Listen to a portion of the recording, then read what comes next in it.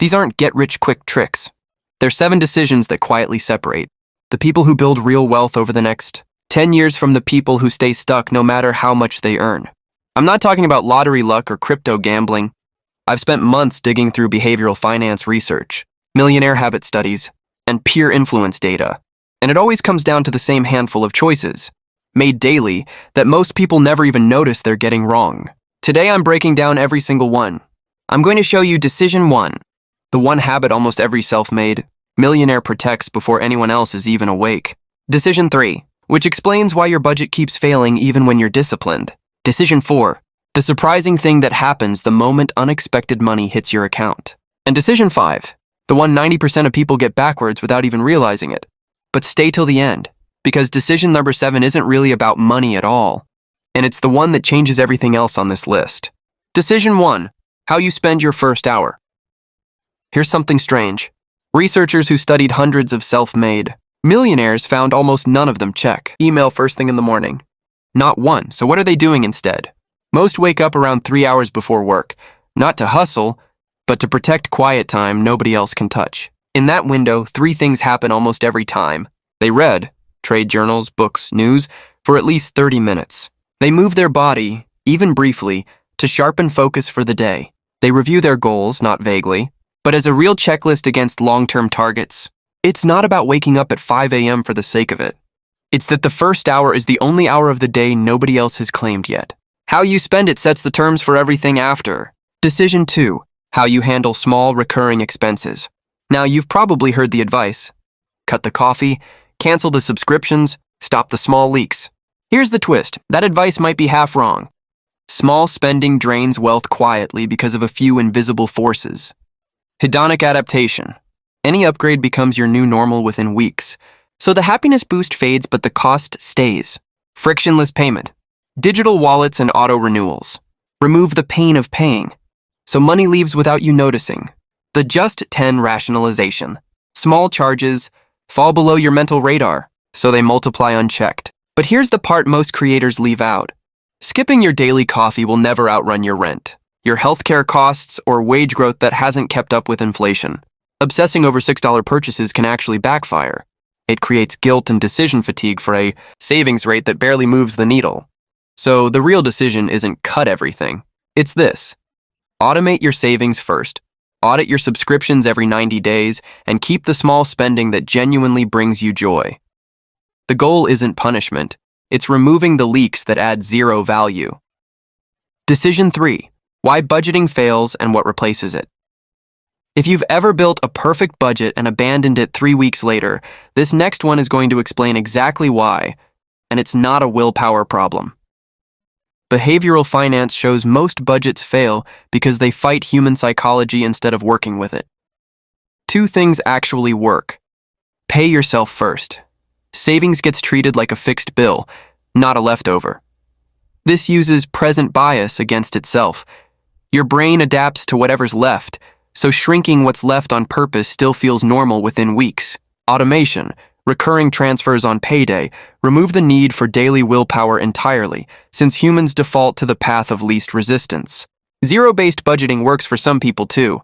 Every dollar gets assigned a job until the balance hits zero, but it demands constant engagement. For most people, automation wins because it doesn't rely on discipline at all. It just removes the decision. Decision 4, what you do with unexpected money. Quick question. If $2,000 landed in your account tomorrow from a bonus or a tax refund, would you invest it or spend it? Your honest answer might already predict your financial future, and the data backs this up in a surprising way. People treat windfalls very differently from earned income. Money labeled a bonus gets spent faster than money labeled a rebate. The framing alone changes behavior. Windfalls make people more willing to take financial risks than money they worked for, but scale matters enormously. One study found a $150,000 windfall increased stock market participation by about 12 percentage points among first-time investors, while smaller amounts, $33,000, only nudged participation up by roughly 1 percentage point. In other words, it's not just how much unexpected money you get, it's what you decide to call it, and what you do in the first few days after it arrives, that determines whether it builds your future or disappears into lifestyle upgrades. Decision 5. Who you spend the most time with. This is the one 90% of people get backwards. You've heard you're the average of the 5 people you spend the most time with.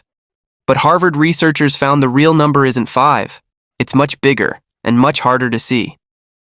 Christakis and Fowler's research on social networks found financial habits cascade up to 3 degrees of separation, meaning your friends' friends' friends can shape your spending and saving without you ever meeting them. People who see their income as lower than their local peer group are more likely to take on debt just to keep pace. Investors watch peers to judge whether a decision is safe, which spreads both good financial habits and bad herd behavior. And here's the twist. It's not one-directional. You don't just get shaped by your circle.